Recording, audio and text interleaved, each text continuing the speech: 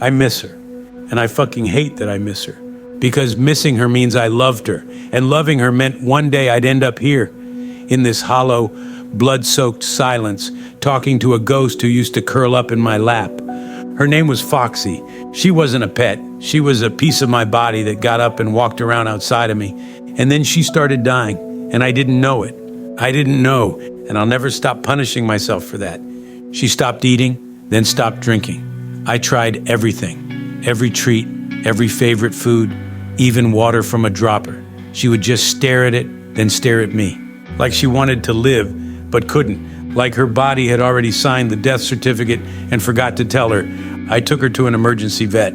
They said it was tooth decay, pulled some teeth, charged me everything I had left from my dead mother's life insurance. And you know what? I would have paid it again and again and again, but they were wrong, and it cost her time. She got worse. I was watching her fade, and I was helpless. Do you understand what that does to a person? Watching someone you love slowly starve to death while still trusting you, looking up with eyes that say, please fix this, and you can't. Eventually, I took her to another vet, this time near my dad's. They took one look in her mouth and pulled another tooth. No anesthetic. I heard her scream from the other room. And when they brought her back, they told me what it really was: oral carcinoma, mouth cancer, aggressive, terminal, eating through her soft palate like acid through tissue. No cure, no hope, just a death sentence on a ticking clock. And I broke. I shattered. Not like in a movie. Not pretty tears and soft sniffles. I collapsed, sobbing like a fucking animal. Loud, ugly, uncontrollable. And the vet stood there stunned, still talking about end-of-life decisions. As if any of this was a decision. As if I had a choice. I told them, tomorrow. Just give me one more night with her. One more chance to say goodbye before I become the monster who kills the thing I love most. I brought her home. I held her the way you hold someone when you know it's the last time. I begged her to eat, begged her to drink, begged the universe to undo it. Nothing worked, but she stayed close. She still tried to purr. She still put her head on my chest, and even in agony, she wanted to comfort me.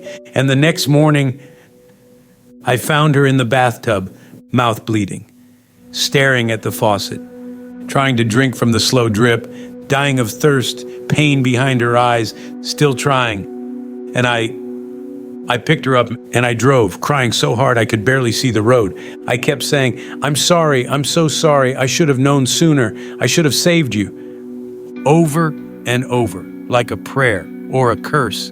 They put us in the euthanasia room, you know, the one they decorate like a living room, as if a couch and fake plant make death easier. They explained the process, one injection to sedate, one to stop the heart, and I said yes. Because I loved her too much to let her keep suffering, and I hated myself for having to make that call.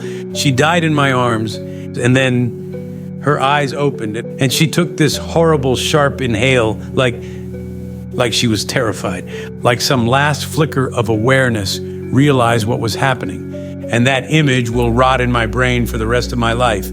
I stayed with her body for as long as I could, petting her, apologizing, begging her to come back, whispering her name like it might somehow reverse death, but it didn't, and then I had to leave. Without her. And here's the truth. Love is not some beautiful fairy tale. Love is violence with extra steps.